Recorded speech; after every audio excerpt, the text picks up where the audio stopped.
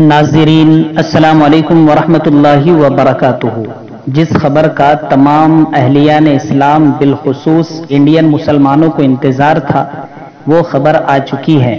खबर यह है कि दाई इस्लाम हज़रत अक़दस मौलाना कलीम सिद्दीकी दामत बरकातुहुल आलिया को 13 रमज़ानुल मुबारक 5 अप्रैल 2023 के दिन जमानत मिल गई है। इलाहाबाद हाई कोर्ट की लखनऊ बेंच ने यह फैसला सुनाया है और हजरत अक़दस को आज जमानत मिल गई है। ये खबर मुसद्दक़ा है।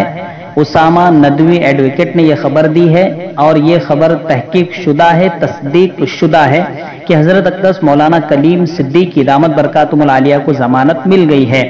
अब बड़ा सवाल ये होगा कि आप जेल से बाहर कब आएंगे। तो कानूनी जो प्रक्रिया है, कानूनी जो कार्रवाई है वो 1 हफ्ते के अंदर मुकम्मल होगी और इंशाअल्लाह उसके बाद हजरत अक़दस मौलाना कलीम सिद्दीकी दामत बरकातुहुल आलिया जेल से बाहर आ सकेंगे। तो ये बड़ी खुशी की खबर है, खास करके रमज़ानुल मुबारक के महीने में अहले इस्लाम को एक तसल्ली बख्श खबर मौसूल हुई है कि दाई इस्लाम बेकसूर मौलाना कलीम सिद्दीकी दामत बरकातुहुल आलिया को जमानत मिल गई है।